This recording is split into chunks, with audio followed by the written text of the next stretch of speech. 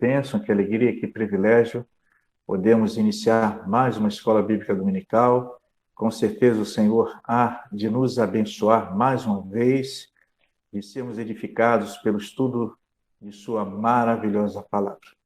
Desafio estarmos estudando o livro de Apocalipse, mas quantas instruções, quantos esclarecimentos o Senhor tem nos trazido e tem sido prazeroso estar estudando a palavra de Deus. Hoje estaremos entrando no capítulo 8, a abertura do 7º selo e as trombetas de advertência.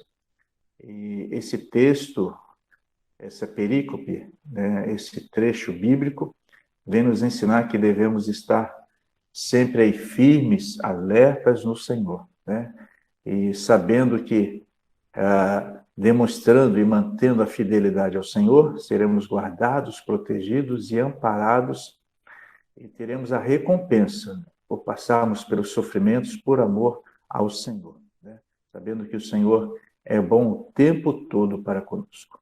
Vamos orar ao Senhor nesse momento.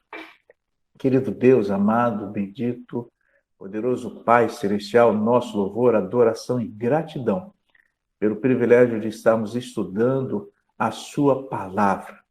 Palavra que ilumina, que abençoa, que instrui, que esclarece e que nos concede o privilégio de conhecermos muito mais acerca da tua boa, agradável e perfeita vontade.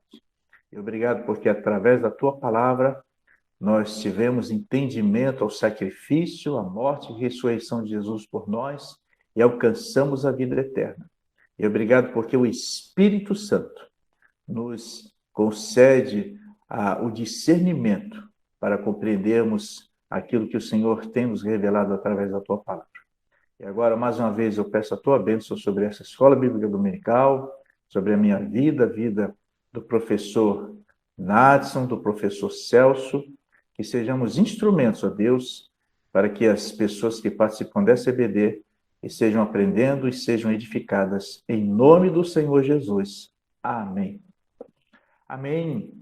Vamos aí à leitura do texto. Eu estarei lendo Apocalipse capítulo 1, são 13 versículos, e eu estarei lendo na versão revista e atualizada, Então vamos estar lendo aí a abertura do 7º selo e as trombetas de advertência. Quando o Cordeiro abriu o 7º selo, houve silêncio no céu cerca de meia hora. Então vi os 7 anjos que se acham em pé diante de Deus, e lhes foram dadas 7 trombetas. Veio outro anjo e ficou de pé junto ao altar, com um incensário de ouro, e foi-lhe dado muito incenso para oferecê-lo com as orações de todos os santos sobre o altar de ouro que se acha diante do trono. E da mão do anjo subiu à presença de Deus a fumaça do incenso com as orações dos santos. E o anjo tomou o incensário, encheu-o do fogo do altar e o atirou à terra. E houve trovões, vozes, relâmpagos e terremoto. Então os 7 anjos que tinham as 7 trombetas prepararam-se para tocar. O primeiro anjo tocou a trombeta e houve saraiva e fogo de mistura com sangue e foram atirados à terra. Foi então queimada a terça parte da terra e das árvores e também toda a erva verde. O segundo anjo tocou a trombeta e uma como que grande montanha ardendo em chamas foi atirada ao mar, cuja terça parte se tornou em sangue. E morreu a terça parte da criação que tinha vida existente no mar, e foi destruída a terça parte das embarcações. O terceiro anjo tocou a trombeta e caiu do céu sobre a terça parte dos rios e sobre as fontes das águas uma grande estrela ardendo como tocha. O nome da estrela é Absinto, e a terça parte das águas se tornou em absinto, e muitos dos homens morreram por causa dessas águas, porque se tornaram amargosas. O quarto anjo tocou a trombeta e foi ferida a terça parte do sol, da lua e das estrelas, para que a terça parte deles escurecesse, e na sua terça parte não brilhasse tanto o dia como também a noite. Então vi e ouvi uma águia que, voando pelo meio do céu, dizia em grande voz: Ai, ai, Ai dos que moram na terra, por causa das restantes vozes da trombeta dos 3 anjos que ainda têm de tocar. Amém. Temos aqui a abertura do 7º selo, né? E temos aqui também aí as trombetas de advertência, né? 7 trombetas de advertência. E nós temos aqui no capítulo 8, né, as 4 trombetas sendo aí tocadas. E nós procuraremos estudar, então, aí acerca dessas 4 trombetas. Então, ao abrir-se o 7º selo, aparece uma cena aqui de transição. Até aqui foram mostrados os elementos através dos quais Deus exerceria sua ira sobre a terra. E mais restritamente, puniria aí o Império Romano, perseguidor do povo de Deus. Fora mostrada também a segurança dos salvos, né? E com o abrir do 7º selo, vem a segunda série de julgamentos. As 7 trombetas, aparentemente os julgamentos anunciados pelas trombetas, seguem cronologicamente os dos selos, né? O 7º selo apresenta não o fim, mas o toque das trombetas, que são sinal de advertência aos moradores da terra. E é interessante a questão do número 7 mais uma vez, né? Destacar aí 7 selos, 7 trombetas, mostrando 7 como o número da plenitude, o número da perfeição.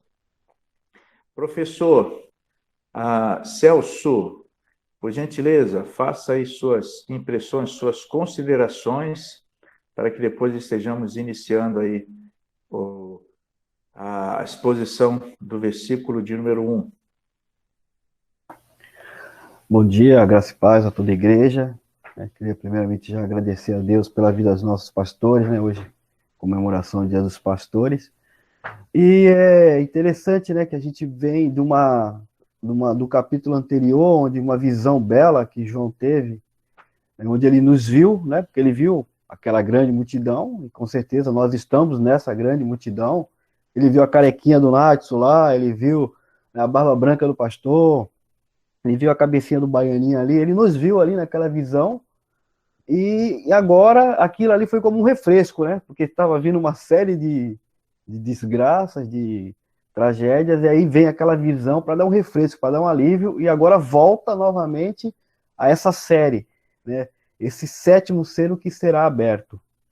E desse 7º selo vem mais 7 trombetas, então parece que não para, né? Não cessa.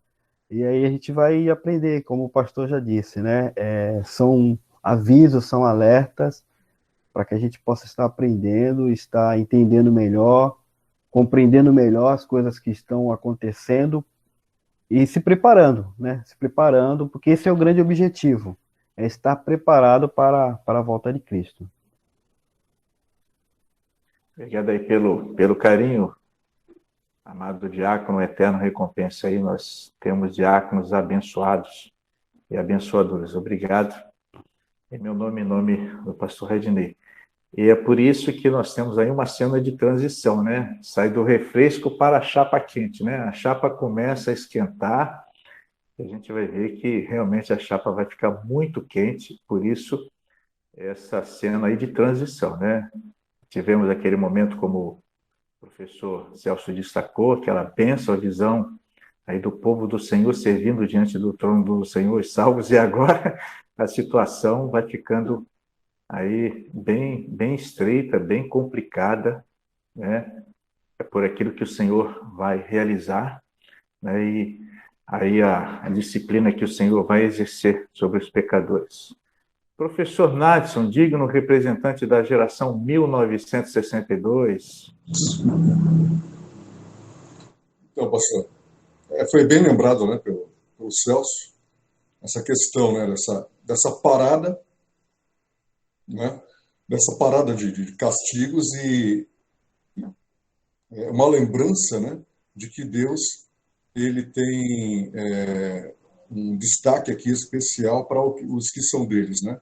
Como nós já falamos na aula passada, um destaque especial. Ele parou tudo, agora vamos vamos pensar aqui naqueles que são meus, né? Vamos mostrar, então, o que será feito daqueles que pertencem a mim, né? Então, Deus mostrou, né, toda a bênção, né, sobre aqueles que são deles no dia do juízo. E aí, então, agora nós temos a continuação do que será feito com aqueles que não são, né, de Jesus, também no dia do juízo. E é sobre isso que o capítulo 8 vai estar falando hoje. A gente vai comentar sobre isso. E nós temos aqui o versículo de número 1, quando o Cordeiro abriu o 7º selo, houve silêncio no céu cerca de meia hora, né? Cordeiro é o Senhor Jesus. E aí, abrindo o 7º selo, havendo silêncio no céu cerca de meia hora, e aí é um texto enigmático, né? Nós temos aí algumas interpretações, nós temos algumas sugestões, mas aí é um mistério da parte do Senhor, né? Mas nós temos aí algumas considerações e nós temos duas interpretações que são mais fortes e a gente vai estar destacando, né? O silêncio, ele ressalta a força dramática da visão, né? Porque nós temos nessa visão uma grande carga emocional. E nós estaremos vendo isso na sequência dos versos. O 7º selo, composto dos julgamentos prefigurados nas 7 trombetas, há de ser o mais importante. E aí João fica meditando ao aguardar o resultado. Alguns dizem que a pausa é para dar oportunidade às orações e intercessões dos santos. Essa é uma interpretação forte. Aí cerca de meia hora, né? Tão terríveis são os julgamentos a serem anunciados que os habitantes do céu ficam pasmados e comovidos por aquilo que vai acontecer aos ímpios. Essa é uma outra interpretação, né? Há uma interpretação com relação aí às orações dos santos, mas também há aí essa interpretação, porque vai ser uma situação tão terrível, é uma cena tão dramática, que houve uma comoção. E o pastor teólogo Luiz Saião, ele defende muito mais essa outra posição, essa segunda posição de ser uma coisa tão dramática, né? Uma situação tão comovente que por cerca de meia hora houve silêncio no céu, né? E aí, o tempo no céu não se mediria como na terra, mas João transmite, em termos humanos, a impressão que esta pausa lhe dá. Na realidade, o João faz esse registro de meia hora, porque é a compreensão e interpretação de João à luz do que ele conhecia de tempo aqui na Terra. Então, é para poder ilustrar, para poder ressaltar, né, esse silêncio que houve no céu. Professor Celso? Às vezes o silêncio ele pode representar também, como a gente costuma, né, aqui fazer uma homenagem, uma reverência, um respeito, um sinal de respeito. A gente tem visto muito acontecer isso, né, em eventos, sempre antes de começar, vamos fazer um minuto de silêncio. E aí, às vezes, aquele minuto ele é simbólico, nem sempre ele é contado realmente um minuto. Mas quando alguém deixa um minuto, parece que demora tanto, né? Parece, imagina 30 minutos. E imagina ainda que alguns entendem que esses 30 minutos não é literal. Ele pode até ser mais tempo, porque dentro da visão que eles têm, de um cálculo que eles fazem, de uma simbologia do dia profético ser comparado a um ano, então esse 30 minutos pode chegar até 7, 8 dias de silêncio. Imagina, 7, 8 dias de silêncio, é muito tempo, né? Até para alguém que gosta de sossego, de tranquilidade quanto eu, acho que eu não ia resistir tanto tempo de silêncio. Mas o que causou esse silêncio é a reverência, E essa expectativa, como o pastor ressaltou, essa expectativa daquilo que estava por vir, essa, esse sentimento de talvez até um certo, né, essa não saber, o medo, essa incerteza do que estava por vir, do que estava para acontecer. Mas a gente também vê aí alguns textos da Bíblia, eu queria até ler alguns agora com o irmão, lá em Salmo. Lá em Salmo 76:8 diz assim: dos céus pronunciaste juízo, e a terra tremeu e emudeceu. Também Abacuque 2:20 ele diz assim: mas o Senhor está em seu santo templo, diante dele fique em silêncio toda a terra. Então nós vemos às vezes que no silêncio nós podemos ter mais condições de ouvir, de perceber, de sentir ali a presença de Deus. Nós vivemos em um mundo tão barulhento, com tantos ruídos, e isso tira de nós a percepção da presença de Deus e nos impede de ouvir, de perceber o que Ele está fazendo e para onde Ele está nos levando, nos dirigindo. Então, era necessário ali aquele momento para que as pessoas tivessem toda a sua atenção voltada. Porque quando algo importante está para acontecer, é como você está num casamento. Aí entra lá os padrinhos, entra o noivo, e aí fica todo mundo ali naquela expectativa, olhando para a porta. De repente, quando a porta começa a abrir, há um silêncio na igreja, porque há alguma coisa importante que vai acontecer, que é a entrada da noiva. Então, todos se voltam para a porta, aguardando, ansiosos e em silêncio, um respeito. E naquele momento, algo muito importante estava para acontecer, uma revelação muito importante. Então, havia aquela reverência, aquele respeito, também aquela ansiedade, aquela expectativa. Mas o que eu quero destacar é, muitas vezes, a importância de nós termos esse momento de ouvir ao Senhor, aproveitar esse momento de silêncio, de ouvir ao Senhor, de buscar ouvir a voz do Senhor, de não dar tanto ouvido a tantos ruídos, tantos barulhos, que nós temos sido distraídos por eles, incomodados por eles. Às vezes é muito difícil, né, porque eles tentam nos confundir, falam muito alto, mas a gente precisa tentar ouvir a voz do Senhor. E para isso a gente precisa se acalmar, se aquietar. Eu gosto muito do Salmo 46, do versículo 10, né, quando ele diz: aquietai-vos e sabei que eu sou Deus. Aquietai-vos, porque Deus ele se revela, ele se manifesta, e nesse momento de silêncio toda a atenção estava voltada para ele. Todos os olhos estavam voltados ali, esperando a revelação do Senhor. E é isso que a gente deve buscar, né? É por isso que o Senhor ensinou ali, ó, no momento da sua oração, né, quando ele diz ali, vai para o teu quarto, não necessariamente é no seu quarto, pode ser na sua sala, no seu escritório, mas o que ele quer dizer é um momento que você se isole de tudo, se desligue de tudo e, né, deixe de lado todo o barulho, todo o ruído e volte a sua atenção toda para o Senhor, toda para o altar do Senhor, né, e ali você busque a face dele e ali você possa ouvir a voz do Senhor. Muito bom, meu irmão. E é interessante que muitas vezes o silêncio ele fala mais do que 1000 palavras. E às vezes alguém se posiciona para falar, e aí, como você disse, a expectativa, o que será dito, né? O que vai acontecer? E também você falando sobre essa questão do silêncio, eu lembrei do cântico, né? No silêncio tu estás, né? Professor Nadson? Então, esse silêncio lembra uma expectativa, né? Uma expectativa. Eu estou lembrando aqui daquelas almas que estavam embaixo do altar, perguntando, né, para Deus: até quando não nos vingarás daqueles, né, que nos perseguiram e tal. E agora chegava a hora. Agora chegava a hora.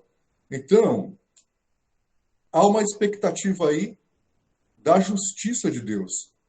A justiça de Deus agora seria derramada, né?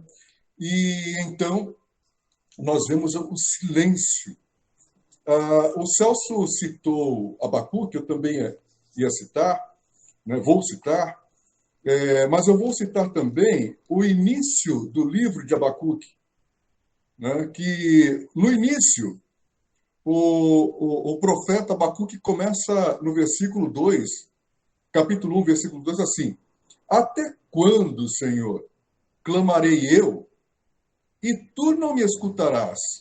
Gritarei violência e não salvarás. Aí depois, aqui, né, a gente pode agora citar o capítulo 2, versículo 20, que diz assim: Mas o Senhor está no seu santo templo, cale-se diante dele toda a terra. Abacuque, depois de questionar a Deus, né, ele faz vários questionamentos até sobre a justiça, ele começa assim.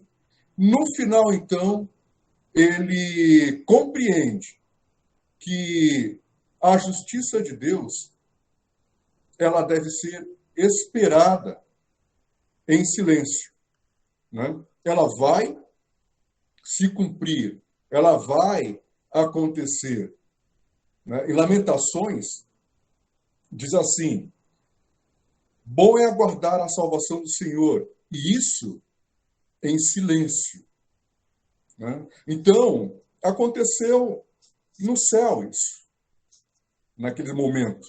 Houve silêncio, porque todos sabiam que Deus ia cumprir a sua justiça, o seu juízo sobre a terra, sobre os ímpios, sobre aqueles que não tinham o seu nome escrito no livro da vida. Muito bom, né? Excelentes aí considerações dos professores. E a nossa amada irmã Elisângela está mediando aqui a nossa transmissão. Se alguém levantar a mão, tiver uma pergunta, irmã Elisângela, então, passe para nós quem levantou a mão. Tá ok? Então, nosso irmão José Roberto, né? Como tem aquela expressão, ele não se aguenta, né? Então, ele não se aguentando já se manifestou. Fala, abençoado! Bom dia, povo, tudo bem? Não, então, fazendo referência a esse versículo 1, esse silêncio, agora mesmo, enquanto o Nadson estava falando, parece que eu tive a visão, sabe quando o juiz, ele se levanta para dizer a sentença, né? Então, aquele silêncio no tribunal, ninguém fala, enquanto o juiz não diz o que vai acontecer, né? Nem é inocenta ou, no caso, nem culpa. Então, eu imaginei esse momento, esse silêncio ser essa expectativa, ó, o juiz vai falar. Enquanto o juiz não falar, todo mundo calado.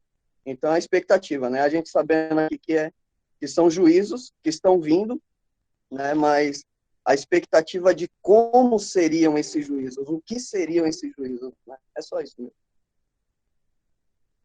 Amém.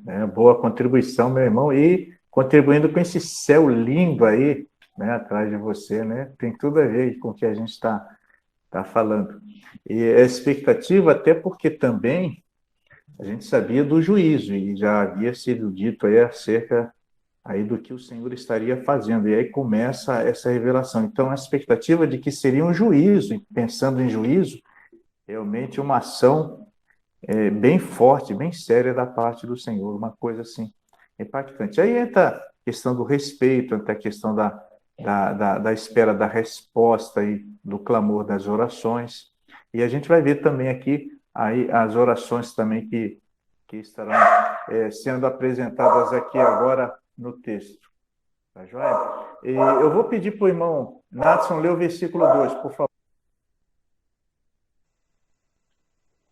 E vi os 7 anjos que estavam diante de Deus, e foram-lhe dadas 7 trombetas. Olha que coisa interessante. Começa aqui, então, uma situação que nós vamos ver que vai ficar muito séria, né? Então, nós temos mais uma vez aqui 7 anjos e 7 trombetas, né? Olha que coisa interessante. 7 anjos e 7 trombetas.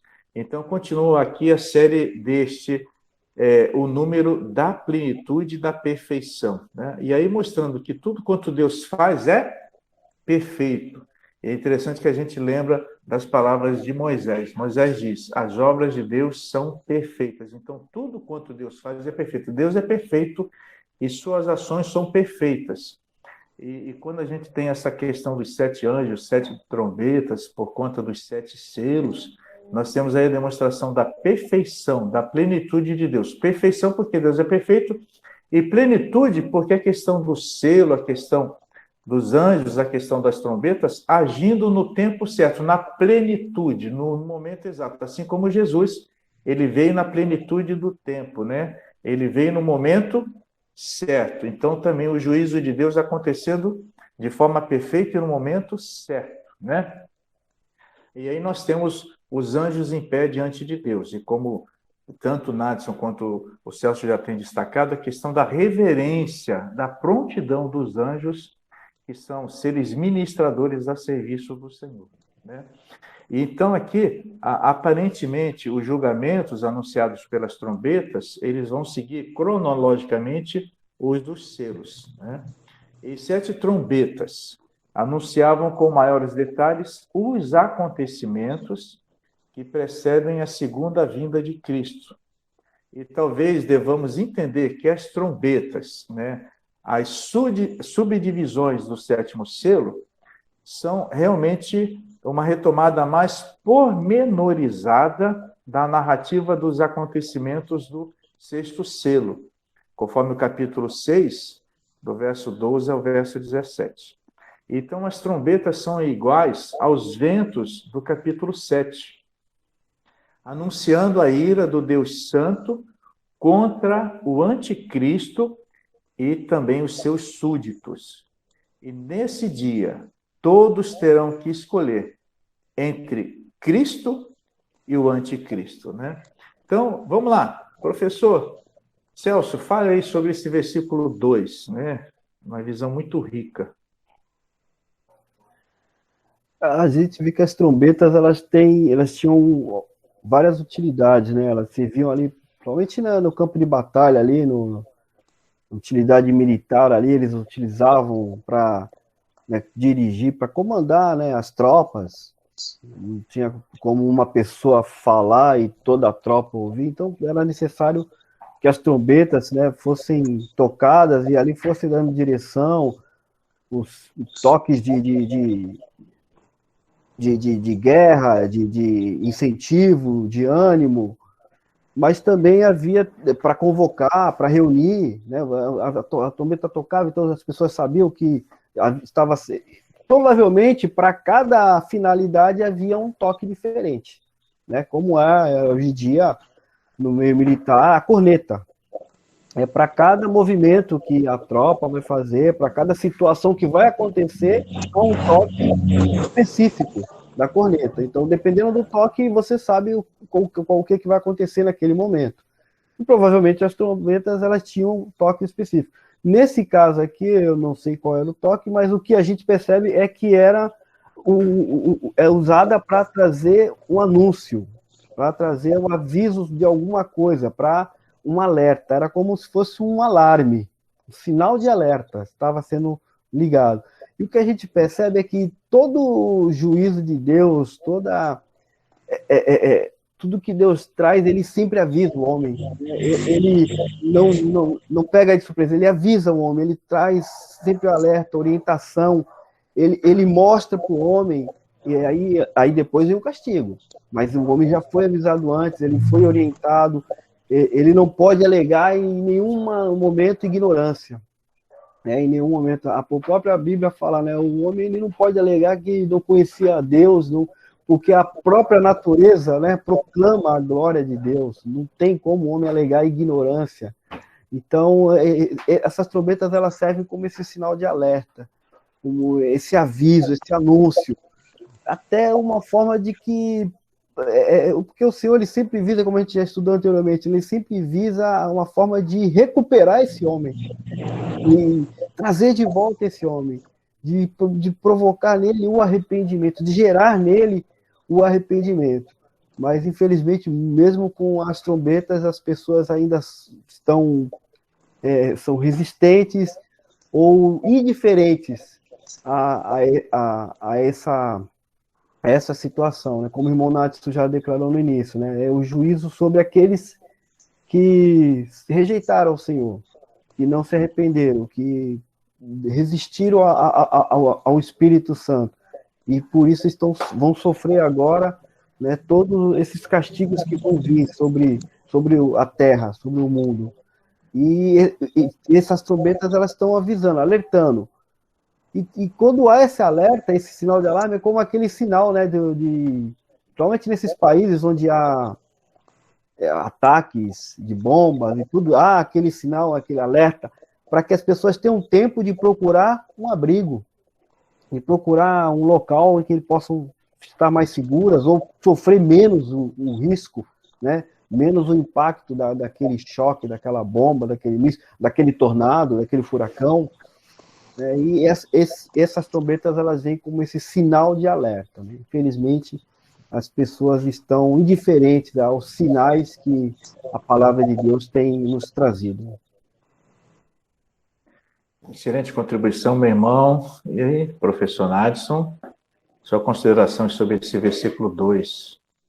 Então, como o Celso já falou, né, são várias as utilidades no Velho Testamento das trombetas. Né? Duas delas a gente pode destacar, que são, uma era para o chamado do povo, para reunir o povo, para o povo partir, né, para o povo parar. Outra seria para a guerra. Né?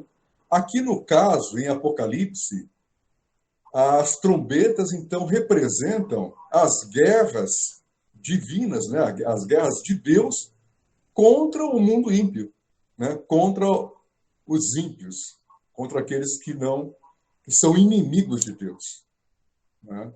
Que se colocaram como inimigos da cruz de Cristo.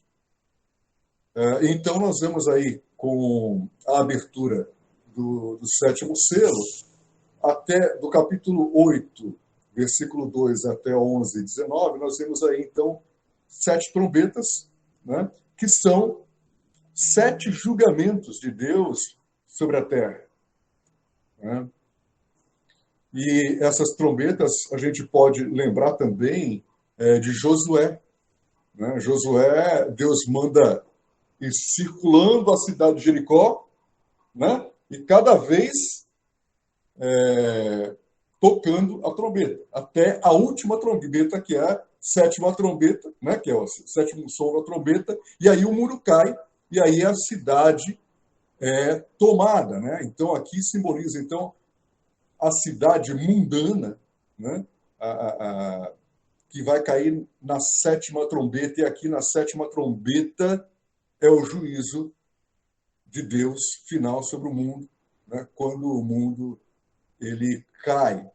É a vitória total de Deus sobre a maldade do mundo, sobre o pecado, sobre a maldade, sobre os ímpios. Né? Comparando aí os 7 selos com as 7 trombetas, nós vamos aí ver os 4 cavaleiros, né? Que vêm trazer as calamidades.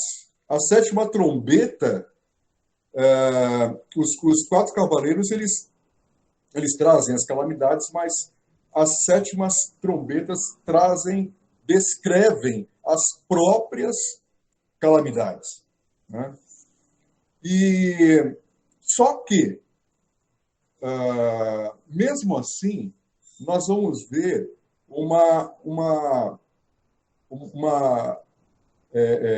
Deus poupando ainda a terra. Né? Deus poupando das maiorias das pragas, porque cai só 1/3, né, do povo ou da terra.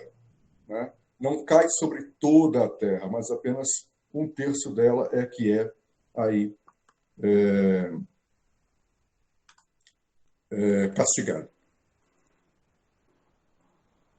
Olha, meu irmão, aí pelas suas considerações, eu pedi ao professor Celso que leia o versículo 3 e o versículo 4, e em meio a toda essa questão, e antes das trombetas aí serem tocadas, aí uma visão, né, surgimento de um outro anjo, né, e tratando das orações dos santos, e é um texto extremamente lindo, e mostrando a importância da oração. E quando você lê esse texto, esse versículo 3 e esse versículo 4, você percebe a importância da oração, a importância da intercessão. Então, você, meu irmão, você, minha irmã, nós que somos os chamados santos do Senhor, separados do pecado, precisamos realmente desenvolver a prática da oração, precisamos orar. A oração, ela pode muito em seus efeitos, como diz a palavra de Deus. E aqui nós temos, olha, o poder da oração. Leia para nós, Celso, por favor. Outro anjo que trazia um incensário de ouro aproximou-se e se colocou em pé junto ao altar. A ele foi dado muito incenso para oferecer com as orações de todos os santos sobre o altar de ouro diante do trono. E da mão do anjo subiu diante de Deus a fumaça do incenso com as orações dos santos. E não tem como não lembrar do eu creio no poder dos joelhos que se dobram, eu creio no poder das mãos que se levantam, eu creio no poder da oração. É lindo isso. E olha que coisa fantástica. Antes dos 7 anjos tocarem suas trombetas, aparece um anjo com um incensário de ouro, incenso, para pôr junto com as orações dos santos, isto é, as orações do povo de Deus, né? Que então sobe para Deus. Lindo isso. Isso simboliza que as orações do povo de Deus, suplicando socorro, subiram até o trono de Deus, e essas orações serão atendidas.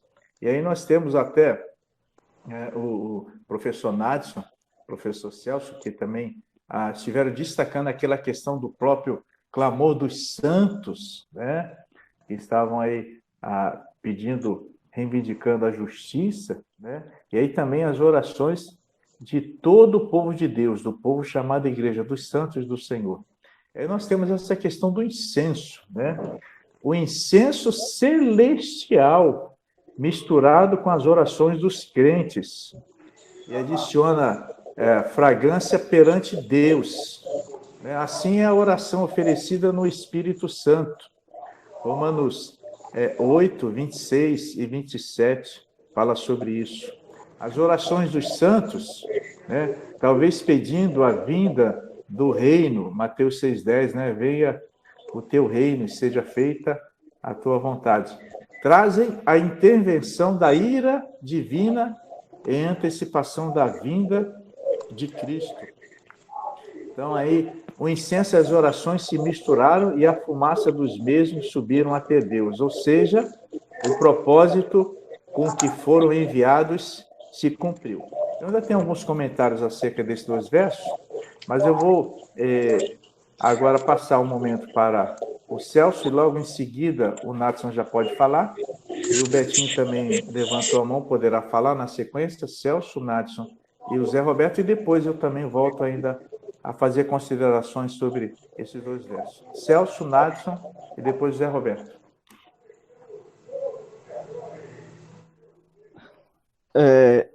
Quando a gente recebe uma visita, né? Normalmente as mulheres, elas têm as louças, né? Estão lá guardadas, e aí elas vão lá e pegam aquela louça que você nem sabe que tinha na sua casa, os homens aqui nem sabem, de repente, aí você já percebeu, pá, vai vir alguma visita, né? E aí você serve essa visita, né? A refeição, o suco, o refrigerante, a groselha, né, pastor? Serve naquela... E logo a irmã Renata vai estar tirando aí as vasilhas lá e surpreendendo você, porque o pastor vai ir para te visitar e beber um cafezinho ou um suco de groselha. Groselha. Aí você coloca naquele talher, usa aqueles talheres, aquela louça, né, que está lá guardada, que você só usa para receber aquelas visitas.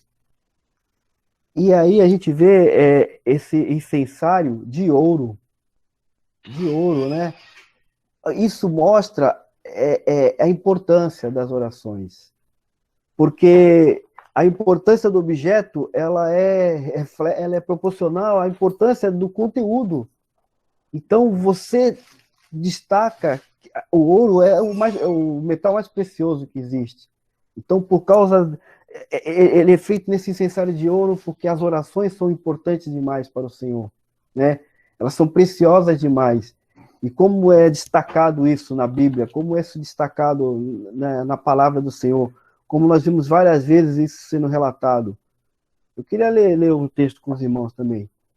Em Salmo 141:2, diz assim: seja a minha oração como incenso diante de ti, e o levantar das minhas mãos como oferta da tarde.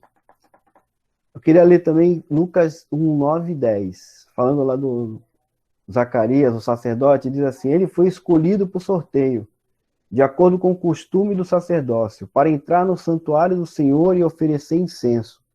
Chegando a hora de oferecer incenso, o povo todo estava orando do lado de fora. Então nós vemos aqui a importância da oração recebida como incenso para o Senhor. Mas ali o sacerdote ali oferecia incenso lá dentro do templo, mas o povo estava lá fora orando. Então essa era a grande oferta. Muito mais importante do que aquilo que o sacerdote estava fazendo ali dentro, sozinho, representando o povo, mas sozinho, era o que o povo estava fazendo lá fora. De nada adiantaria o sacerdote estar ali se o povo não estivesse lá fora orando. Então essa era a grande oferta que chegava ao Senhor. Era isso que agradava ao Senhor, era isso que tinha cheiro agradável ao Senhor. Era o povo ali reunido, orando, intercedendo. E o sacerdote ali representando esse povo. Nós vemos a importância, né, o destaque que é dado. E como o Senhor se agrada disso. E como isso reflete na ação do Senhor. Né? As misericórdias dele e o juízo dele, né? Porque nós vemos os trovões, os relâmpagos, que vai vir mais adiante, refletindo resposta dessas orações, como resposta dessas orações. Lá em Êxodo, no capítulo 30, Deus mandou Moisés construir o altar do incenso. O altar do incenso, né? O local onde ele ali ia ser feito incenso, queimado incenso. O altar, por fora, ele era de madeira, mas não era uma madeira qualquer, uma madeira boa, uma madeira resistente, mas por dentro ele era revestido de ouro. Né? E o que me chamou mais atenção nesse altar era o local em que ele estava posicionado dentro do tabernáculo. Ele ficava ali na frente do véu, né, do Santo dos Santos. Ou seja, a oração, ela chega ao Senhor quando nós estamos diante dele, a posição que nós estamos diante do Senhor, prostrado diante do Senhor. Aí Deus ouve a nossa oração. Aí essa oração ela é recebida realmente como incenso. Porque lá o próprio cego que Jesus curou, né, ele disse assim, olha, sabemos que Deus não ouve oração de pecadores. Lá em João 9:31, acredito, Não, Deus não ouve oração de pecadores. E realmente Deus não ouve oração de pecadores. Mas tem uma oração de pecador que Deus ouve, que é a oração de arrependimento. Me perdoa, eu sou pecador, estou arrependido. Aí Deus perdoa, né? Quando o pecador arrependido, ele ora. Aí nesse momento, o que acontece com esse pecador? Ele é justificado. Ou seja, agora ele é justo. E aí, o que acontece com a oração do justo? Ela pode muito ter seus efeitos. Então, veja como é maravilhosa a graça do Senhor, né? Aquele que não tinha acesso ao Senhor, porque o Senhor fala assim, que o nosso pecado faz separação. Que ele não ouve as nossas orações quando estamos em pecado, mas a partir do momento que você faz uma oração de arrependimento, você passa da situação de pecador para justo. E a partir daquele momento, a sua oração pode muito. A sua oração chega ao Senhor. E aqui ele recebe, ela não é desprezada, ela não é rejeitada, né? Elas são recebidas, recolhidas pelo Senhor. Não tem como você não se dedicar à oração, não tem como você não buscar ao Senhor oração. consagrar a sua vida à oração e colocar tudo diante do Senhor. Nós temos visto, nós estamos testemunhas, né, de quantas respostas, quantas coisas o Senhor tem feito em resposta à oração. E o Senhor, é isso que Ele espera de nós, é porque quando nós oramos, nós temos esse contato, estreitamos esse laço, essa comunhão com o Senhor. E isso agrada a Ele. Isso alegra o coração do Senhor quando nós buscamos a Ele em oração. Então eu vejo um momento muito importante nesse texto aí, quando ele dá quando ele dá essa visão para o povo. Olha, por mais que sejam os problemas que vão vir, as situações que vão acontecer, né, as trombetas ainda vão ser tocadas, mas o povo busque oração, porque Deus está ouvindo a oração, ele está dando atenção, ele não está indiferente à oração. Lembra lá no Egito, quando o povo estava lá orando, clamando, quando o Senhor foi falar com Moisés, assim, eu tenho ouvido a oração do meu povo. Quer dizer, Deus sempre ouve, ele sempre está atento, ele não é diferente. É que ele age no tempo certo, ele age no momento certo. É nós que somos, muitas vezes, né, precipitados, afobados, e às vezes nós desanimamos, mas o Senhor está sempre ouvindo a oração do seu povo. Ele se importa e ele dá atenção, ele dá valor para isso.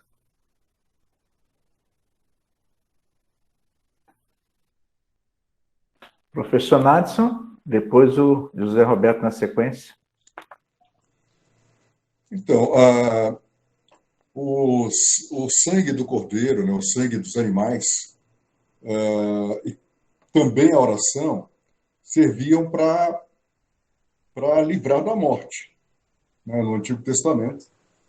Aqui em Números 16, 46, quando o povo pecou contra Deus e Deus iria puni-lo, né, Moisés, ele falou assim para Arão: toma o teu incensário e põe nele fogo do altar e deita incenso sobre ele e vai depressa à congregação e faz expiação por eles, porque grande indignação saiu de diante do Senhor e já começou a praga.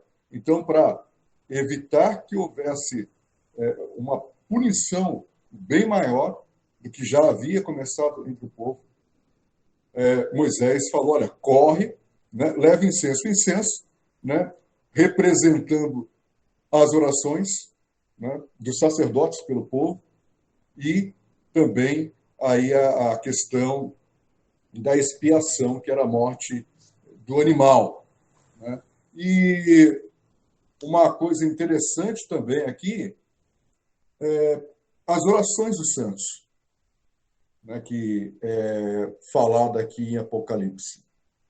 Tudo começa aqui com as orações dos santos, né? O incenso misturado, né, com as orações dos santos.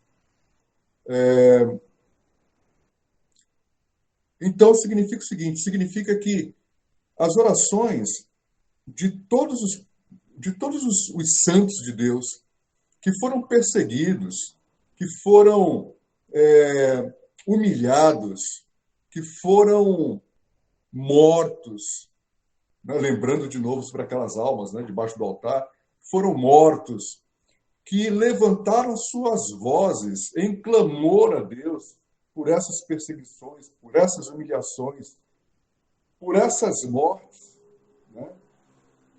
Nunca foram esquecidas diante de Deus. Subiram diante dele, subiram diante do seu altar.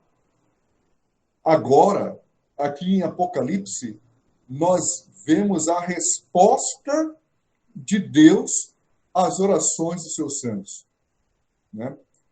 Agora, nós lembramos daquele versículo que diz assim: minha é a vingança, diz o Senhor, eu retribuirei. É Deus retribuindo, né? É Deus retribuindo a injustiça que fizeram contra a igreja, que é o corpo de Cristo. Se é o corpo de Cristo, é Cristo. né? Todas as vezes que os cristãos são mortos, perseguidos, são humilhados, são injustiçados, é Cristo que está sendo perseguido, né? Não foi isso que Jesus disse para Paulo? Paulo, por que me persegues? Né? É o corpo de Cristo. E agora Deus responde ao mundo as suas injustiças, os seus assassinatos, as humilhações cometidas contra o seu povo, que é o corpo dele. E joga, então, contra o mundo aquilo que está contido no incensário, as orações dos santos e o fogo do altar, que é a justiça de Deus contra o mundo. Então, as orações dos santos realmente têm muito significado, dando início aí às ações de Deus contra o mundo. O irmão Zé Roberto informa que é sobre o versículo 5 que ele quer comentar. Então, quando nós falarmos sobre o versículo 5, então ele vai se manifestar. Mas aí, ainda observando esse verso 3 e esse verso 4, e fantástica aí essas exposições do irmão Celso e do irmão Nadson, o que é lindo assim é que o anjo ficou de pé junto ao altar, né? E aí, como foi destacado, com incensado de ouro, né? Uma coisa valiosa, preciosa, mostrando a importância aí desse momento, né? E um momento extremamente relevante. E interessante que foi lhe dado muito incenso. Né? Há que se destacar isso, né? Poderia ser dito, foi lhe dado incenso, mas se destaca que foi lhe dado muito, muito, muito incenso. Então, aí uma ênfase, né, com relação a isso, para oferecê-lo com as orações de todos os santos. E quando a gente pensa de todos os santos, de todas as épocas, de todas as tribos, povos, línguas e nações, aí nós voltamos para aquela visão, no capítulo 7, verso 9, dos salvos diante do altar do Senhor, do trono de Deus, né, e do Cordeiro Jesus. E o que é interessante, que as orações de todos os santos sobre o altar de ouro, né? Olha a importância também do altar, que se acha diante do trono. Então, olha que coisa linda, que as orações de todos os salvos, de todos os tempos, né, estarão presentes, né, sobre o altar de ouro que se acha diante do trono de Deus. Gente, é lindo isso, é lindo demais, né? E da mão do anjo subiu a presença de Deus, a fumaça do incenso com as orações dos santos, né? E aí, mais uma vez aí, destacando que o incenso e as orações se misturaram, né? E a fumaça dos mesmos, né, do incenso e das orações, subiram até Deus, ou seja, o propósito com que foram enviados se cumpriu, né? E aí, lembra da oração do Pai Nosso, Jesus ensinando essa oração como modelo? Seja feita a tua vontade, assim na terra como nos céus. Olha que coisa, gente, é fantástico, é lindo demais, né? E aí a fumaça ascendente, né, a fumaça subindo, diz respeito às orações, né, e designada a acompanhá-las e a torná-las mais aceitáveis, né, como um aroma, uma fragrância agradável às narinas do Senhor nosso Deus, né? Então, existe também a suposição que essas orações pediam primariamente que Deus julgasse os perseguidores romanos e vingasse seus santos perseguidos, né? E até os irmãos aí destacaram sobre essa questão dos santos, né? Pedindo aí a justiça ao Senhor. Mas há que se ressaltar que as orações de todos os santos, todos, de todas as épocas, né? E santos separados do pecado, servos do Senhor, que as orações de todos os santos, de todos os tempos, né? Todas as épocas, todas as tribos, raças, povos e nações, né, sempre estão na memória do Senhor. A oração de um brasileiro, de um africano, de um norte-americano, de um europeu, de um carioca, de um baiano, de um vicentino, né? Todas as orações estarão sempre na presença e na memória do Senhor, né? Uma verdade extremamente solene e bendita. E nenhuma sequer das orações dos santos é esquecida. Nenhuma, né? O Senhor ouve as nossas orações, conforme os professores Celso e Nadson já destacaram, né?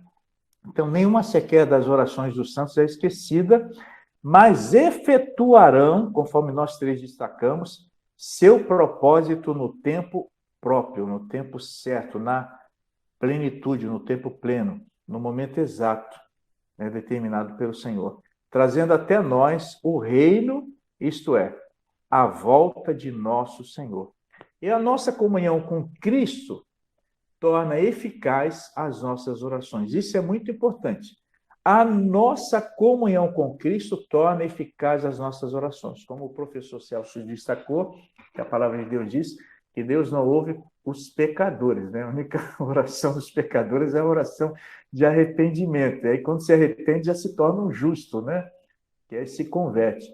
Então, a comunhão com o Senhor, né, fará com que as nossas orações se tornem eficazes.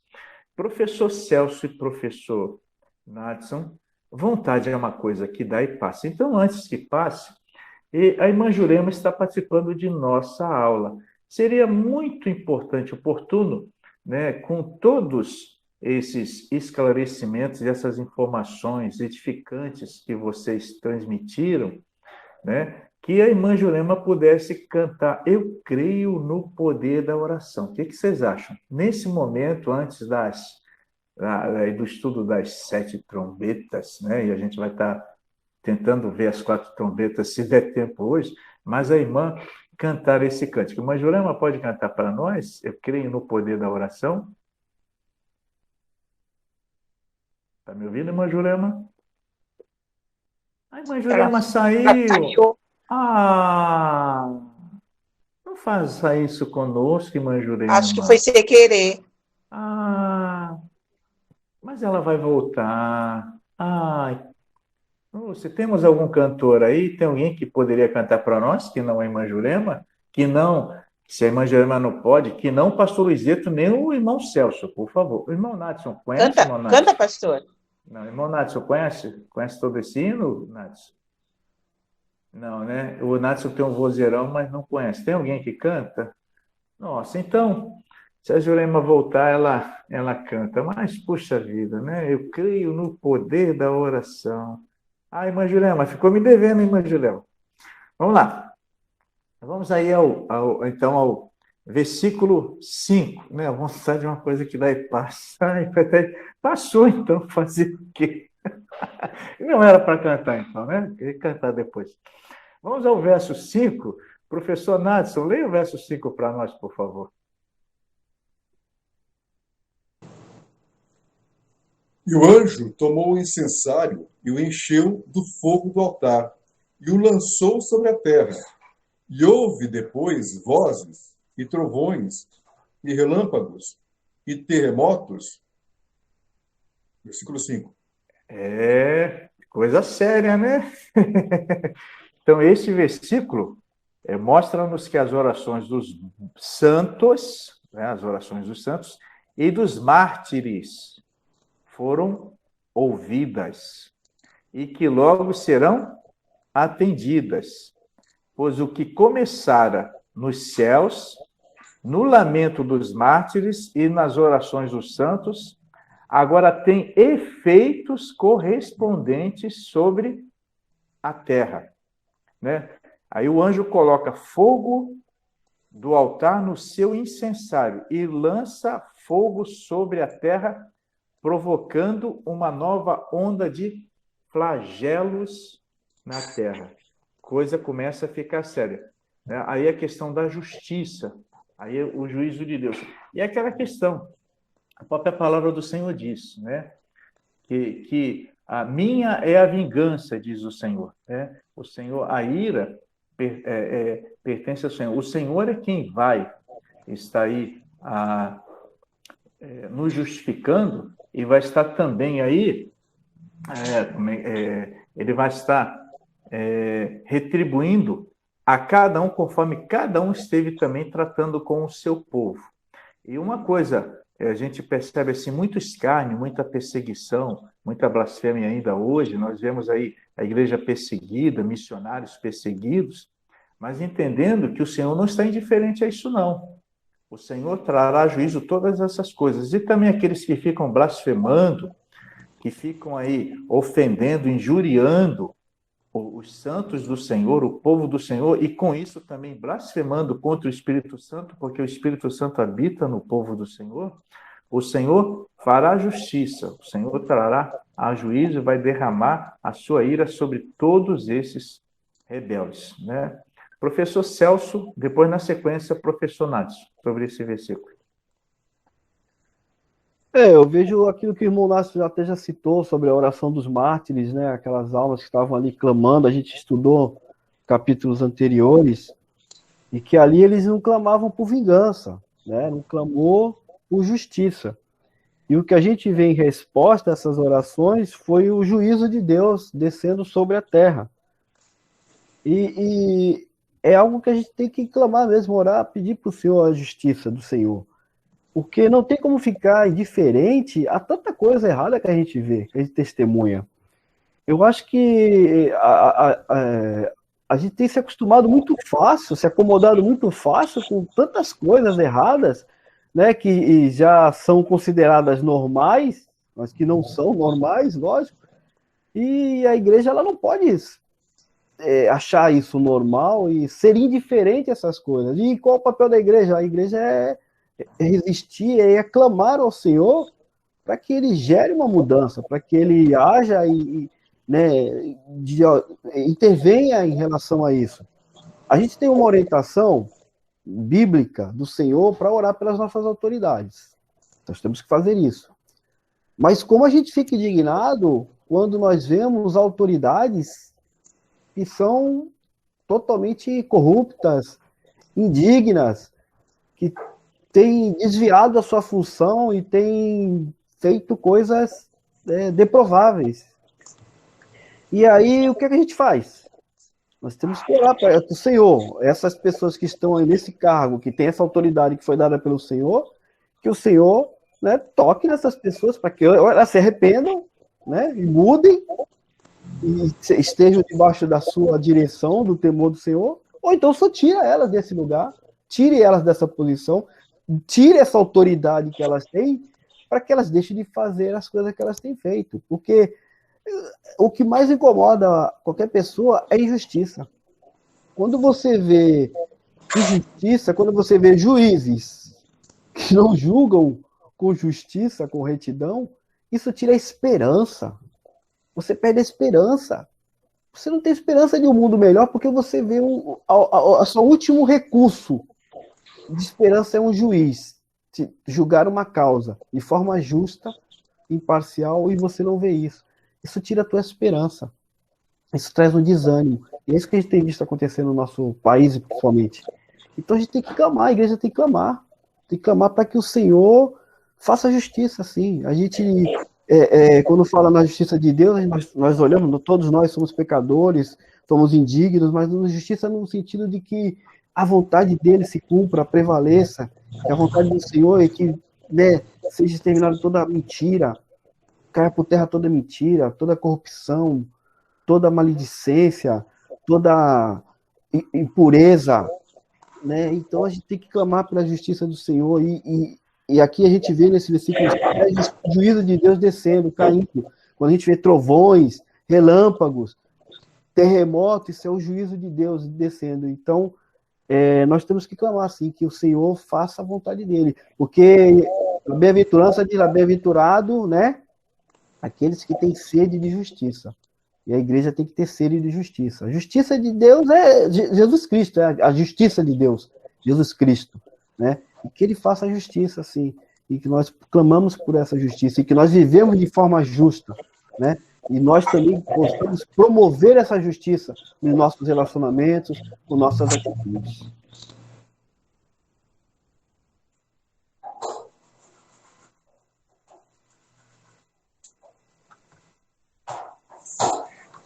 Então,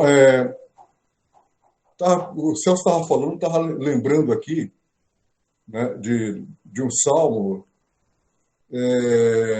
em que o salmista, eu creio que seja Davi, ele se indigna, né, com as injustiças dos ímpios.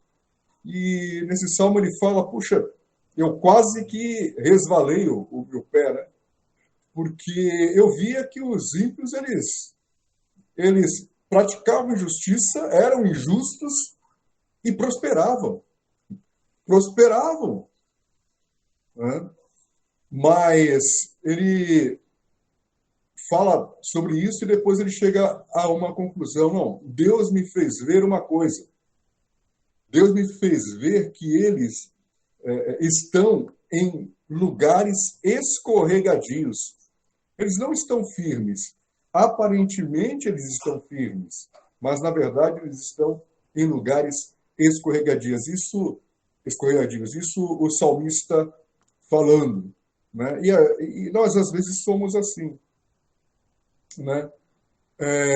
E aqui em Apocalipse nós vemos o quão escorregadio é esse lugar em que os ímpios, até mesmo aqueles que aparentemente, ao nosso ver humano, né, que a gente olha com os nossos olhos carnais, né, e a gente olha e vê, aparentemente, poxa, estão prosperando, estão fazendo o que estão fazendo, né?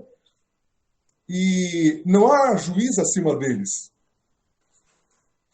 Mas, na verdade, agora aqui em Apocalipse, Deus nos faz lembrar que as orações, elas serão respondidas, não no nosso tempo, nem quando nós queremos, ou achamos que deve ser, porque essa é a nossa vontade, mas na vontade de Deus. E quando Deus se manifestar, ou quando Deus se manifesta, né, é justiça. Né? Como o Celso falou, não é apenas vingança, mas é justiça. É completa, é justiça completa. Justiça justa. Não como os nossos juízes, que têm aquela justiça injusta, mas é a justiça do nosso juiz justo, do juiz de toda a terra, como Abraão falou, né? Do juiz de todo o universo, e julga homens e julga anjos. E quando vier, né, então será feita de maneira completa. Né? E aí nós vemos aí as orações dos santos, como nós já comentamos, né? Pedindo justiça. E aí Deus mostra a justiça. Agora Deus pega aquelas orações, coloca com fogo do altar, manda ao seu anjo, que o anjo faz tudo aquilo que Deus manda, né? E joga na terra. Então, nós temos aí a função do fogo. Né? Uma é consumir os sacrifícios que são oferecidos a ele. No Velho Testamento nós vemos isso. Né? Outra é castigar os inimigos de Deus. Né? Então, nós vemos aqui esses dois sentidos juntos. Né? Porque agora os inimigos de Deus vão morrer. E é a morte dos seus inimigos que apazigua, né, a ira de Deus. Veja bem, por que Deus não traz a sua ira sobre nós? Porque a sua justiça foi satisfeita. Não na nossa morte, mas na morte do seu filho, por nós. Né? O sacrifício, né, foi feito. Então, alguém morreu. Então, nós podemos dizer que Deus se sente satisfeito porque alguém morreu por nós. Mas, se o mesmo Cordeiro que morreu por nós não morreu por aqueles que o rejeitaram, então o juízo tem que ser satisfeito e o juízo vai vir sobre eles. E está vindo, então, sobre a terra. E essa ira só vai ser apaziguada com a morte dessas pessoas. Né? E nós vemos aí que houve trovões, houve relâmpagos, houve terremoto. Né? E aí, vou ler aqui o que Asaf escreveu lá no Salmo 50, de 3 a 7. Ele diz assim: vem o nosso Deus e não guarda silêncio. Perante ele arde um fogo devorador, ao redor esbraveja grande tormenta. Intima os céus lá em cima e a terra para julgar. Os céus anunciam a sua justiça, porque é o próprio Deus que julga. Escuta, povo meu, e eu falarei. Eu sou Deus. Né? Então, nós estamos vendo isso no Salmo 50, de 3 a 7. Tá bom? Pastor? Um abençoado agora. Deixa eu baixar a mãozinha que tava cansado. Mas tá muito bom, muito bom. Então aqui a gente tá vendo um Deus irado, né? De tudo que a gente tá ouvindo aqui, a gente tá ouvindo a respeito da reação de um Deus que está irado com a sua criação, aqueles que não foram salvos e redimidos. Mas eu queria lembrar um pouquinho dessa questão da oração de justiça e entrar no capítulo 5, porque faz sentido nos exemplos que eu quero dar. No governo passado que a gente tinha aí, a gente todo dia olhava o jornal para saber quem era o próximo preso. Né? Porque todo dia tinha alguém sendo preso, né, no governo, ou tinha alguém sendo acusado de algum erro, né? Mas dificilmente essas pessoas eram punidas. E eu não sei se os irmãos lembram que houve um número muito grande de pessoas da política, esses famosos aí, que foram presos, né? Alguns foram soltos, outros têm os seus privilégios, mas a grande questão é que naquele período a igreja ela estava clamando por justiça no Brasil, né? E a gente sabe que, infelizmente, a justiça do homem não acompanha a justiça de Deus. Mas a grande questão é que está tudo dentro dessa questão da oração por justiça e da resposta de Deus a respeito dessas orações. Então, ao mesmo tempo que a gente está falando aqui do fim dos tempos, o Senhor permite com que a gente tenha vislumbres do que acontecerá lá na frente. Então, como o Celso mesmo falou, né, é impossível a gente ficar indiferente vendo um governador que manda todo mundo ficar dentro de casa, todo mundo usa máscara, num hotel, em frente à praia, no Rio de Janeiro, tomando banho de tanguinha, sem máscara. O que a gente faz, irmão? É normal isso aí, pelo amor de Deus, não dá para você ficar tranquilo e sossegado vendo isso. Um fariseu governando o nosso estado, né? Mas, enfim, a grande questão é que cabe a nós, né? Como o Celso citou aí, um texto do Sermão da Montanha, um versículo do Sermão da Montanha, bem-aventurados os que têm fome e sede de justiça. E não é a minha justiça, não é a nossa justiça. Fome e sede de que a justiça de Deus se cumpra. Por quê? Porque serão saciados. Então, se a gente tem o Espírito Santo ele age com justiça.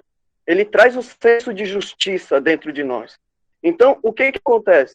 Quando a gente vê injustiça, seja em qual esfera da sociedade, ou até mesmo a gente agir com injustiça, o Espírito Santo nos constrange. Ao quê? Ao arrependimento. E se não somos nós errando, o Espírito Santo nos constrange a orar pedindo justiça. Senhor, faz justiça, e não a minha, mas a sua justiça. E nós precisamos, irmão, acompanhar os jornais, acompanhar tudo que está acontecendo e pedir ao Senhor que faça justiça a respeito disso, tudo que está acontecendo de forma injusta, né? A gente vê aí o superfaturamento na questão da vacinação, a suspeita de que muitos foram dados mortos como Covid para poder o Estado receber mais dinheiro, o município receber mais dinheiro. O que é isso? Injustiça. Nós precisamos clamar pelos nossos governantes para que eles ajam com justiça. E se eles forem injustos, que a mão do Senhor pese sobre eles. Que eles sejam presos, que o Senhor, se quiser matar, mate eles. A justiça é do Senhor, não é nossa. Só que não dá a gente ficar indiferente. Isso é omissão. E omissão também é pecado. Quando o povo santo se omite com a injustiça, a gente comete pecado. E a respeito do versículo 5, o comentário que eu queria fazer é que é o seguinte: é um cenário terrivelmente assustador. Ver trovões, estrondos, relâmpagos e terremoto. Eu até hoje eu só não vi terremoto, mas o restante eu tive aqui uma experiência aqui em casa bem recente, muito assustadora. Eu fiz uma reforma aqui em casa que eu precisei tirar o telhado todo da minha casa para poder bater uma laje, e nesse período de transição caiu aquela última chuva muito forte, que deu muito relâmpago, muito raio. O que aconteceu?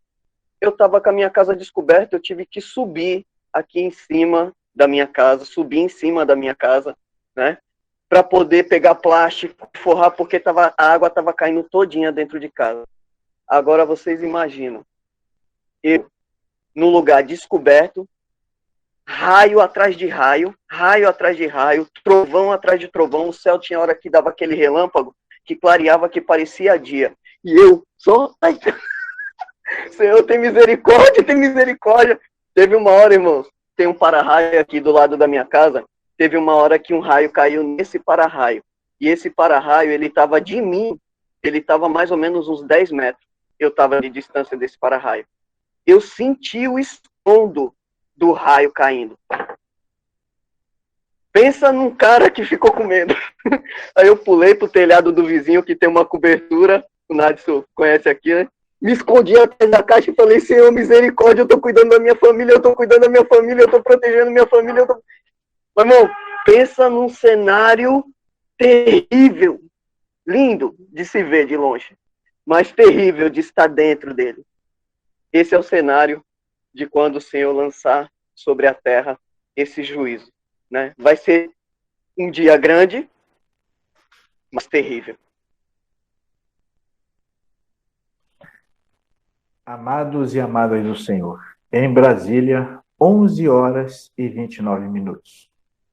Seguimos até as 12 horas ou paramos por aqui?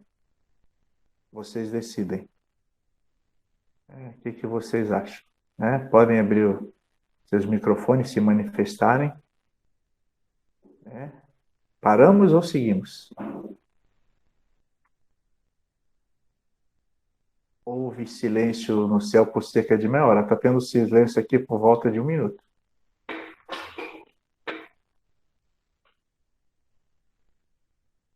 Então, aqui já Irmão William fez um questionamento, pastor. Nestes selos ainda existe a justiça e a misericórdia, certo?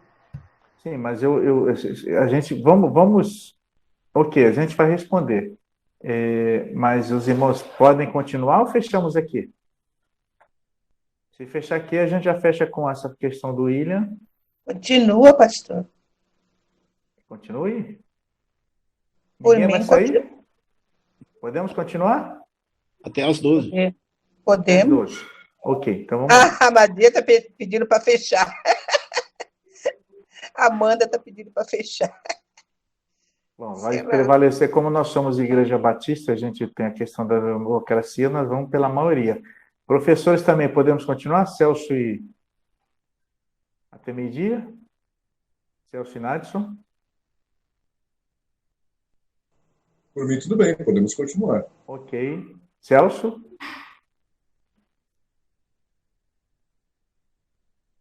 Ok. Celso está aí? Tá, né? Pergunta novamente aí, minha irmã. Sim, Ah, sem problema.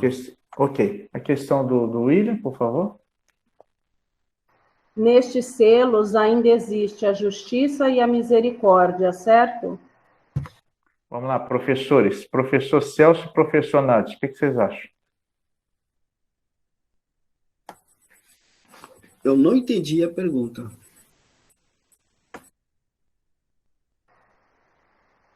Então aí é com o senhor, irmão William. Então, Essa abertura desses selos aqui, eu tava. É que eu já vi um estudo uma vez que fala que aqui, nessa abertura de selo, ainda tem justiça, mas tem a misericórdia de Deus. Ainda tem a misericórdia dele, que ele está anunciando. Lá na frente, quando vai ter lá no. É que tá mais para frente, né? No 15, onde vai. Irmãos, o 15 é o capítulo 15? Então, é porque tá lá na frente, mas aqui. Não, nós vamos ficar no 8. Aqui. Ainda tem muita coisa até chegar ao 15. É que o estudo que eu peguei lá na frente, lá no 15, não tem misericórdia, só justiça. E aqui tem os dois, né? Isso aqui tem a misericórdia e tem a justiça. Tem a justiça, mas tem a misericórdia, né? É que a gente vai chegar até o 15, né? Então, se o irmão puder segurar, porque assim, eu entendo que até aqui, né? O Celso vai responder, eu entendo que, e depois o Nath, eu entendo que até aqui tem sido apresentado justiça e misericórdia, que mostra aí o Senhor guardando, protegendo seus santos, o Senhor também dando oportunidade para que outros se arrependam, dando oportunidade para que haja arrependimento e salvação, né? Mas, professor Celso e professor Nath. A misericórdia do Senhor, ela está o tempo inteiro, né? Aquela visão, quando a gente lembra daquela visão do trono, logo no capítulo 4, que tinha o arco, né? E depois do arco, o arco representando a misericórdia de Deus ali, né? Quando ele não destruiu o mundo, ele deu oportunidade para que Noé e sua família, né, continuasse, e ele fez aquele aliança de não voltar a destruir o mundo pela sua misericórdia. E depois que a gente vê os trovões, os raios, então o juízo sempre vem depois da misericórdia. Deus, ele sempre dá uma chance, sempre dá oportunidade. Então a misericórdia do Senhor, ela é constante, ela é o tempo inteiro. E o juízo de Deus, ele vem sempre após a misericórdia, né? Nunca Deus castiga sem antes dar uma oportunidade de arrependimento. É verdade. E quer ver uma questão também da demonstração da misericórdia do Senhor? O que nós acabamos de ler com relação às orações dos santos. Por que ele ouve as nossas orações? Por graça e misericórdia. Professor Nath. Então, aqui nós temos que Deus tá punindo aos poucos. Né? Por que aos poucos?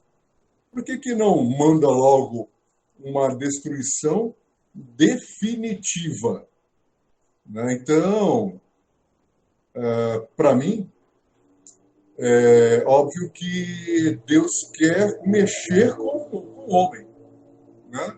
Ele quer mexer com o ser humano, dar uma chacoalhada, né, para que ele se arrependa. Né? Não é à toa. Né? A dor, o sofrimento que ele está trazendo, não é à toa, porque o próprio Deus fala que ele não tem prazer, né, na morte do ímpio. Então, essa sequência de destruições, nós já falamos sobre isso, não é total, mas a terça parte apenas, né, nos traz a ideia de que é Deus esperando que o homem se arrependa, o homem, né, volte a si, assim como Deus castigava o seu povo. O próprio povo judeu foi várias e várias vezes castigados por Deus, mas sempre Deus tinha a intenção de trazê-lo de volta. E aqui, estendendo aí para a raça humana inteira, eu creio que não seja diferente. Né? Há misericórdia, sim, há espera de Deus que o homem se arrependa, porém, o castigo divino definitivo está em curso. Muito bom aí colocado pelo Celso e pelo Nadson, e a gente percebe aí realmente, respondendo aí ao irmão William, a misericórdia do Senhor ainda se manifestando, né? Essa questão da oportunidade para o arrependimento, essa questão também da punição de forma gradativa, a questão até de tão somente 1/3, né, sendo devastado, eu achei muito interessante isso. Né? Irmã Jurema retornou.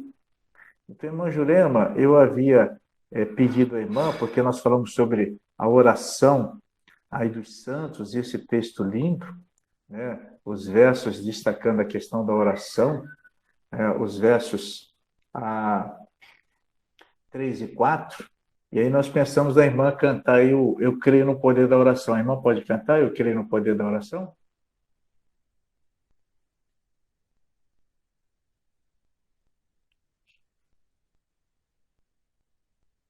Ela estava com problema na internet, acho que ela não está conseguindo participar, né? Não consegue, irmã Jurema? Acredito que não. Então, acho que não era para cantar mesmo. Então, vamos lá, vamos seguir. Versículo de número 7, né? E aí nós vamos ficar com o versículo 7 e nós vamos deixar o restante, então, para a próxima semana e já entrando também no capítulo 9, né? E nós temos aqui o toque de 4 trombetas, né? Do verso 7 ao verso 13, né? Então, assim, o verso 7, o primeiro anjo tocou, verso 6, né? Eu acabei aqui, com essa coisa de pedir para a irmã Jurema cantar, acabei aqui fugindo do meu script, mas voltando aqui, verso 6. Então, os 7 anjos que tinham as 7 trombetas prepararam-se para tocar. Os 7 anjos tomaram posição, levando aí as trombetas, né, a boca, para estarem tocando essas trombetas. Isso preanunciava os desastres que sobreviriam a este mundo, né? E aí, vamos pensar que os 7 anjos. Os 7 anjos representam o poder de Deus no universo. Eles estão a serviço do Senhor, eles são seres ministradores de Deus, né? E nada pode impedir os anjos de tocar suas trombetas. É interessante isso, nada pode impedir os anjos de estarem tocando as suas trombetas, pois o Deus Todo-Poderoso está com eles. Eles estão cumprindo uma missão aqui, eles receberam uma ordem do Senhor, eles, de forma reverente, em posição, né, em reconhecimento à autoridade, à soberania do Senhor, eles recebem da parte do Senhor essa ordem, essa missão, e ninguém pode impedir essa missão e essa ação dos anjos aí, que representam o poder de Deus e que estão a serviço do Senhor. E nada pode impedir, nada pode segurar esses anjos de estarem tocando suas trombetas, pois o Deus Todo-Poderoso está com eles, e é interessante, e opera por meio deles. E aí nós temos aquela palavra, né? Agindo Deus, quem impedirá? E aí, quando Deus quer, não há quem não queira, e a gente até entende aí que Paulo fala em Romanos, né? Nada poderá nos separar do amor de Deus que está em Cristo Jesus. Então, quando o Senhor tem um propósito, quando o Senhor tem algo para ser cumprido, tem uma vontade para ser estabelecida e cumprida, ninguém pode impedir aí os seus propósitos, né? Então, os anjos são seres que servem a Deus. E aí, quando nós pensamos nas trombetas, né? As trombetas, né, na época do Velho Testamento, e aí já foram aí, usadas explicações, né, com relação às trombetas. As trombetas, na época do Velho Testamento, eram usadas nas batalhas, nas festividades, para oferecimento do holocausto, né, do sacrifício, da oferta ao Senhor. Eram tocadas diante da arca, e aqui interessante, né, os anjos aí diante do altar, né, e diante do trono de Deus, né? E eram tocadas diante da arca na coroação dos reis, né? E também como sinal de alarme, como foi destacado pelo professor Nadson e também pelo professor Celso, né? Como sinal de alarme.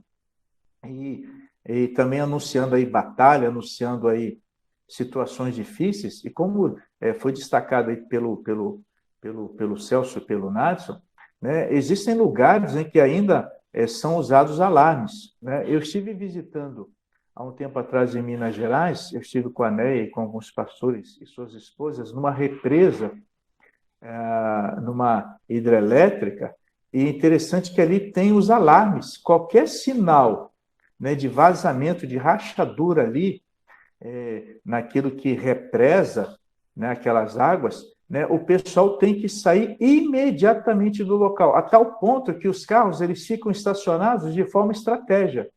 Eles não ficam estacionados com a parte traseira, né, para a saída. Ao contrário, eles já ficam posicionados para uma saída imediata, né? E aí nós temos, inclusive, o Japão, por conta de terremotos, nós temos também os alarmes, né? No Japão, nós temos também nesses países que têm conflitos, e a gente percebe Israel e aí com os palestinos, que existe também aí os alertas, os alarmes que são efetuados, anunciando que vem aí um conflito, que vem aí uma situação difícil, né?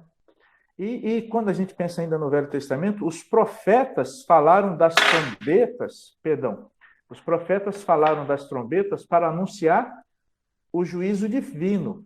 Então nós percebemos, né, e recentemente estudamos e pregamos sobre o livro de Malaquias, falando justamente sobre isso, sobre as trombetas anunciando o juízo divino, né? E os profetas anunciando o dia do Senhor, o terrível dia do Senhor para os ímpios, mas tempo de refrigério para os salvos, né?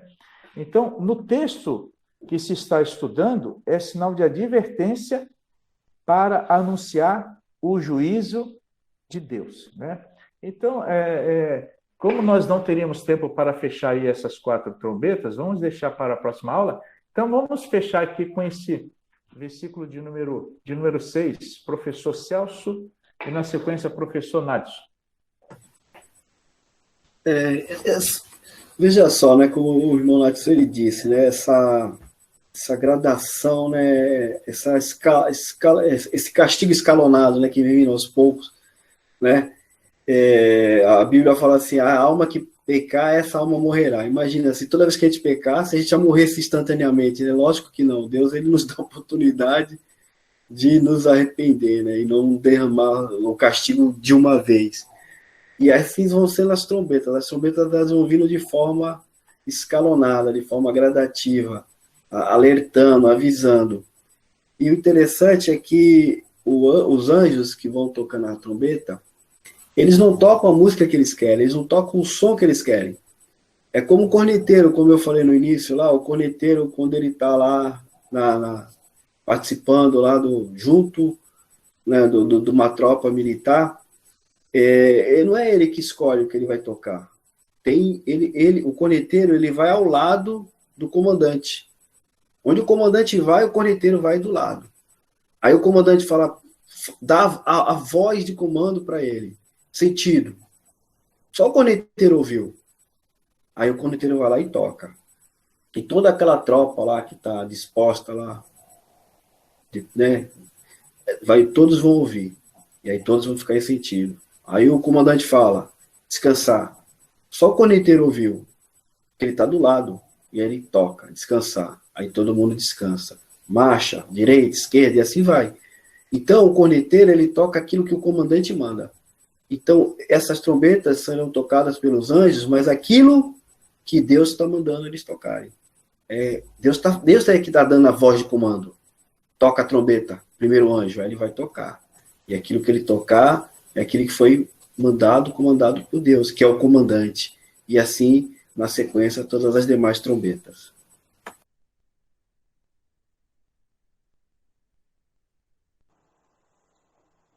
Então, sobre as trombetas, nós já falamos, né?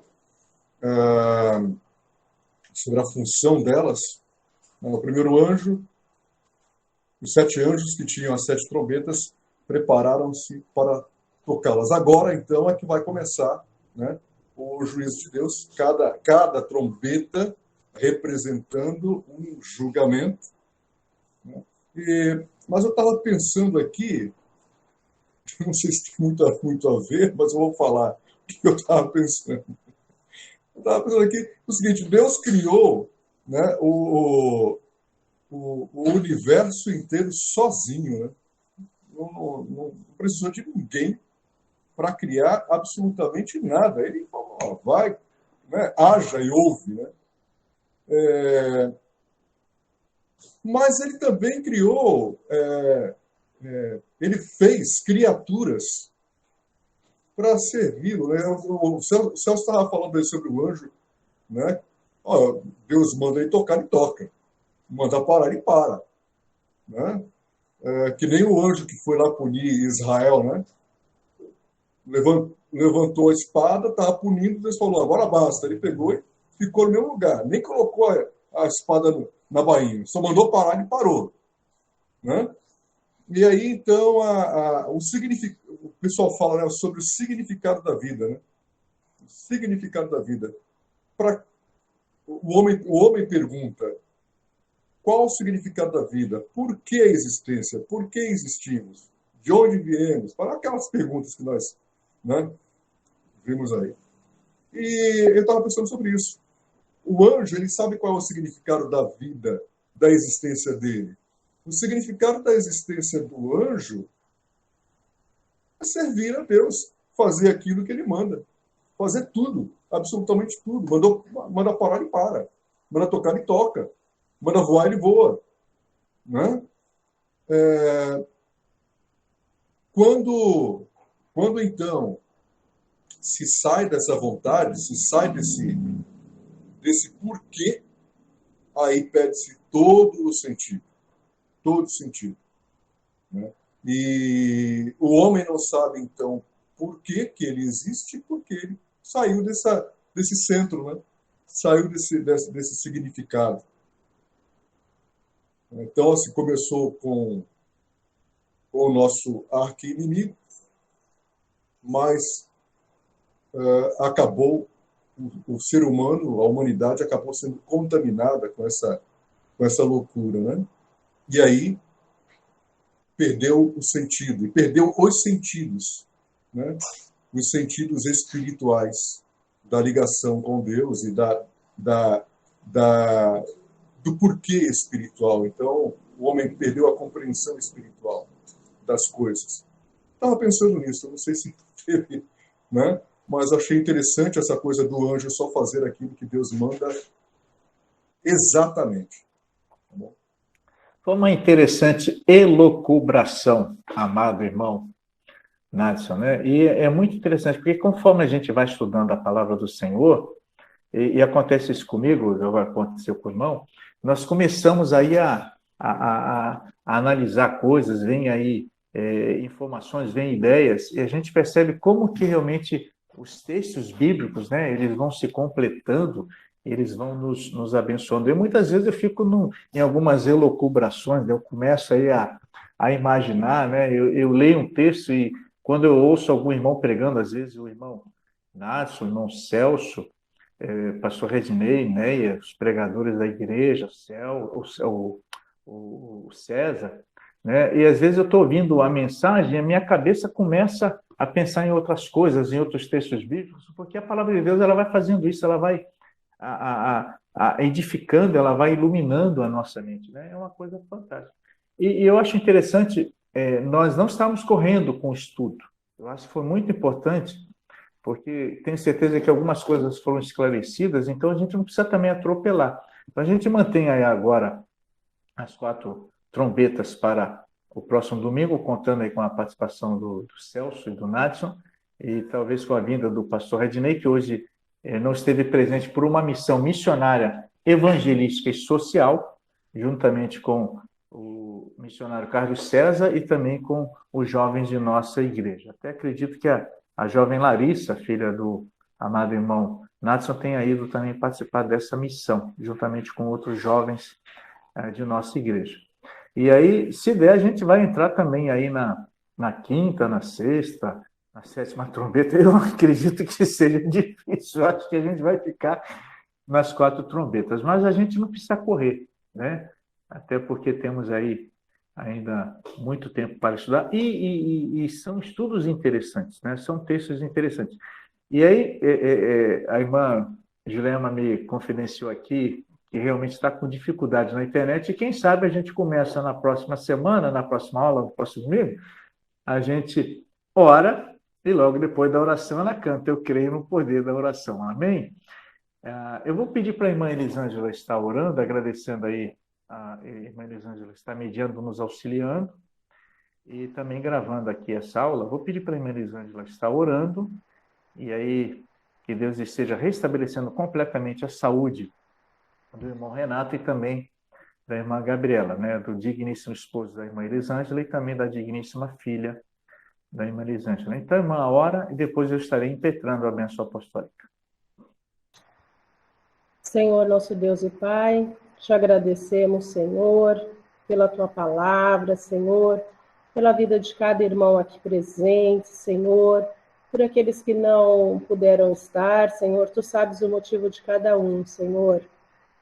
Como nosso irmão William acabou de colocar, Senhor, que nós possamos mesmo, Senhor, estudar cada vez mais a tua palavra, Senhor, para conhecermos, Deus, os teus toques, conhecermos, Senhor, as tuas orientações, Deus, e principalmente, não basta conhecer, mas sim obedecer, Pai, como foi dito aqui, Deus. Pai, ser com os nossos irmãos que estão fazendo essa atividade evangelística, Deus, abençoa cada vida que está recebendo a tua palavra, Deus, abrindo, Senhor, o entendimento dessas pessoas, Senhor, porque sabemos que nós participamos da tua obra, mas é o Senhor quem faz, Senhor, é o teu Espírito, Pai, que toca, que move os corações, Deus. Então toca mesmo, Senhor, cada vida, Senhor. Obrigada, Senhor, pela vida dos pastores, pela vida dos professores que aqui estão, Senhor. Ser conosco ao longo deste dia, Pai, e que nós possamos reter mesmo a tua palavra, Senhor, e praticá-la. Em nome de Jesus, Pai, obrigada por esta reunião, Senhor, por este aprendizado, e nos prepara, Senhor, para o culto de logo mais. Senhor, em nome de Jesus, é o que te pedimos e desde já te agradecemos, Senhor, por tudo, Senhor, pela recuperação de cada irmão, pela vida, Senhor, pelas tuas misericórdias que se renovam a cada dia, Pai, amém. Em nome de Jesus, amém.